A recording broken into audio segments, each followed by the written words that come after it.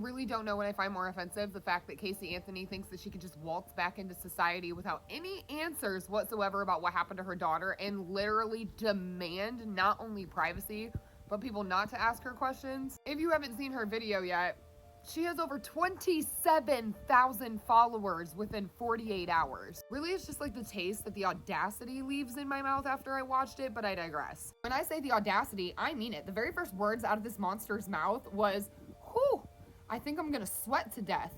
Okay, so today's March 1st, 2025, as if we're all still not wondering what happened to Kaylee. So with that being said, I'm gonna need you to answer these few questions before we just blindly accept you back into socially acceptable status, okay? One of those arranged questions being, where was your daughter for weeks before your parents reported her missing? You called 911 and said that the nanny kidnapped Kaylee. Did you ever even have a nanny? You made up excuse after excuse after excuse for where your daughter was for weeks and then said you had no idea where she was. There was decomposition in the trunk of your car. Your daughter's hair was found in that decomposition.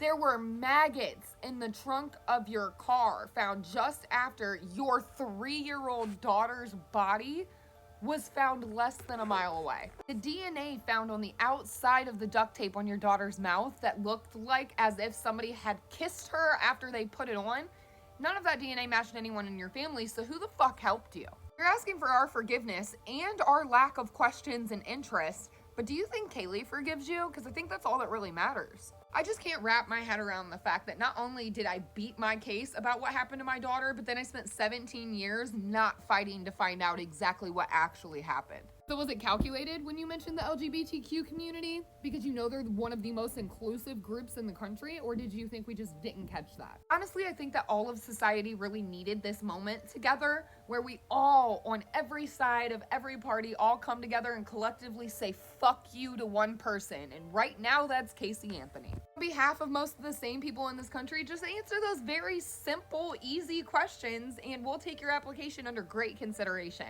For the rest of you who want to know exactly how condescending she was in her video, just stick around for the rest of it because I stole it so you don't have to support it. As for you, Casey, fuck around and find out, 20 years later edition. Gypsy Rose is one thing. Don't you dare give this lady a platform.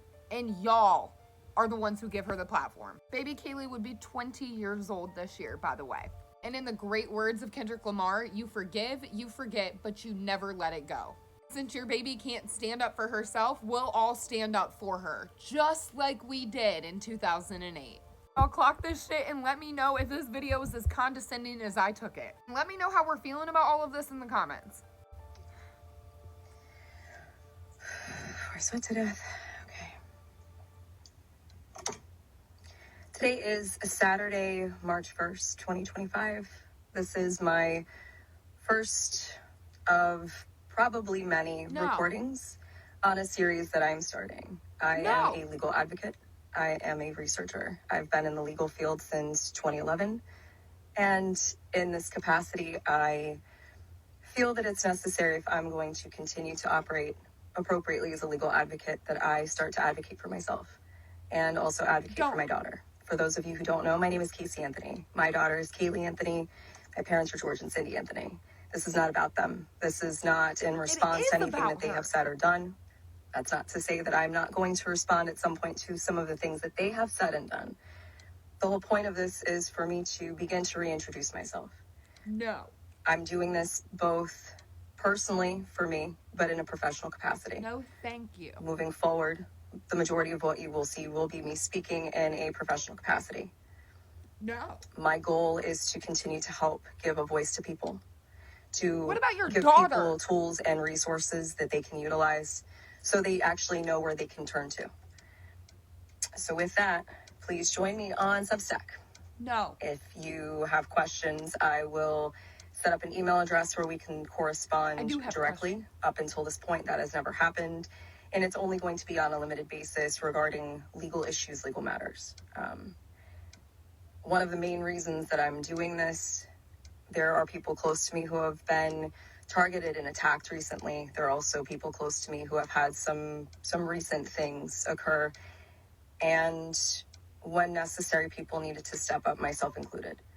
So as a proponent for the LGBTQ community, for our legal community, women's rights, I feel that it's important that I use this platform that was thrust upon me and now look at as a blessing as opposed to the curse that it has been since 2008.